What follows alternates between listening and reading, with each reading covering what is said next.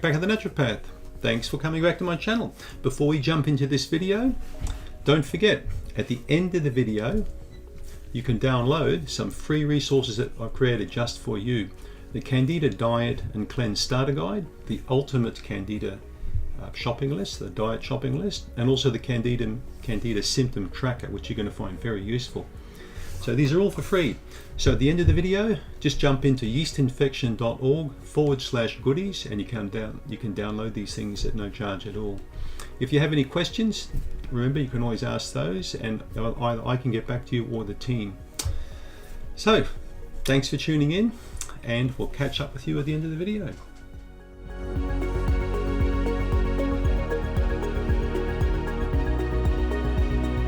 Greetings, Eric back at the Naturopath. Thanks for coming back. Let's talk about, just went down there. Let's talk about brassicas and particularly Brussels sprouts. One of my favorite of all brassicas.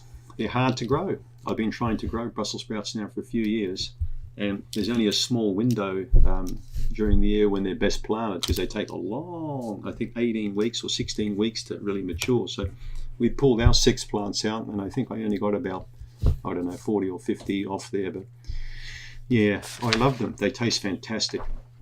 They're nice steamed up, grate a little bit of nutmeg on top. They're beautiful to eat. But are they good for Candida? Are they good for gut health? So Brussels sprouts belong to a family of class of vegetables called brassicas. And these are unique because there are so many of them. They've got powerful compounds in them, many different compounds. They've got folate, they've got vitamin K, vitamin C, vitamin A, vitamin E in them. There's many different minerals found in them.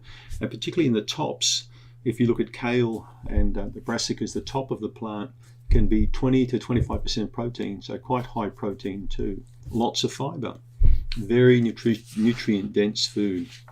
We grew huge amounts of kale. And we've harvested not that long ago. I dried it all out in the oven at a low temperature. So you just basically pick it, rub it in olive oil, bit of sea salt on it, and it tastes fantastic. A lot better than Lay's chips. Better for the tummy too. Now, are they good? They're fantastic. The compound in particular are called glucosinolate. I think that these compounds are called glucosinolates. So they are precursors to other compounds. So they basically form other compounds which contain sulfur and nitrogen and different elements in them. Now sulfur is a very powerful cleansing compound.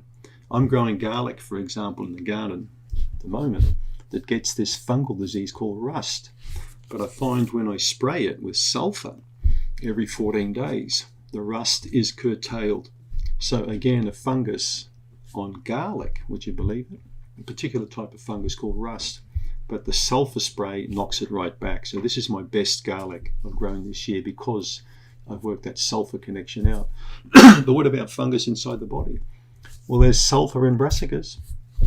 Sulfur is a great detoxing compound. So the body produces I'm just trying to remember the compound. Let me just read it out to you. There are 2 compounds, isothiocyanates and thiocyanates. So these are made off the glucosinolates we were talking about. It's type of a mustard compound.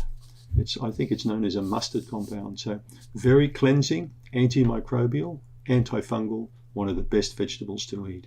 So yes, I totally agree. Brassicas are a really good food to eat if you've got a gut problem. Start small. Eventually, like me, you'll eat them every day. We have lots of different types of brassicas that we eat. We grow the bok choy, for example.